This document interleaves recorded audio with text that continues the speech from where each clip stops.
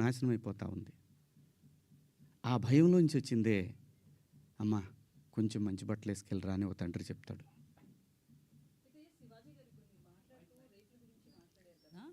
So ఆ చిన్న చిన్న పిల్లలు కావచ్చు, నెలలు సంవత్సరాల పిల్లలు కావచ్చు, వాళ్ళ దగ్గర ఎట్లాంటి ఎక్స్పోజింగ్ ఉండదు.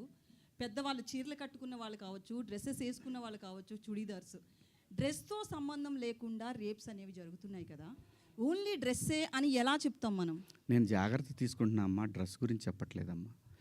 జాగ్రత్త తీసుకుందాము, మనం కొంచెం జాగ్రత్తగా ఉంటే పోద్ది కదా. ఈ వితండవాదం చేసుకునే కన్నా కొంచెం జాగ్రత్త పడదాము. రేపు పొద్దున ఒక ఆడపిల్లకి ఆ అమ్మాయి తప్పు లేకపోయినా ఇష్టం వచ్చినట్టు ఇవాళ ఆడపిల్లలకు పెళ్ళిళ్ళు కావాలంటే ఇన్స్టా ఐడీలు అడుగుతున్నారు, ఫేస్బుక్ ఐడీలు అడుగుతున్నారు.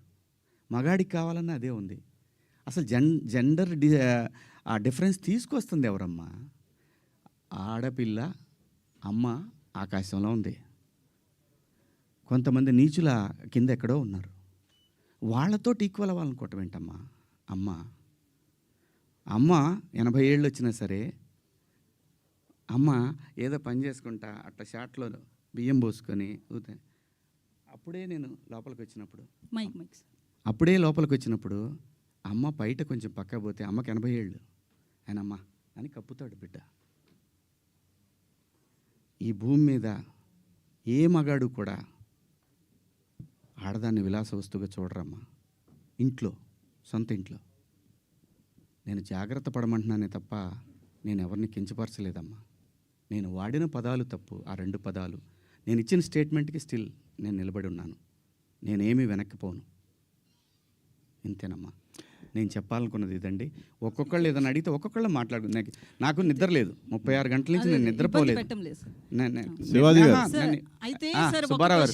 సార్ మీరు వీడియో ఆ రాత్రే చేశానని చెప్తున్నారు కదా సార్. వాళ్ళు చూపించానమ్మా. అదే సార్ చూపించారు, ప్రూఫ్స్ ఉన్నాయి. నేను ఆ టైంకి లేను. అయితే ఆ రాత్రే మీరు రిగ్రెట్ ఫీల్ అయినప్పుడు ఫ్యామిలీ మెంబర్స్ నుంచి కావచ్చు, వాళ్ళతో మీరు మాట్లాడారు కదా. అంటే ఒక పిఆర్ చెప్తే ఒక ఆర్టిస్ట్ వినడం అనేది ఎంతవరకు కరెక్ట్? రిగ్రెట్ అనేది మీరు ఫీల్ అయ్యారు, ఆ రాత్రికే రిలీజ్ చేసి ఉంటే ఇంత డ్యామేజ్ జరగదు కదా. పిఆర్ని అడగడం ఏంటంటే? నేను పిఆర్ని అడగలేదమ్మా.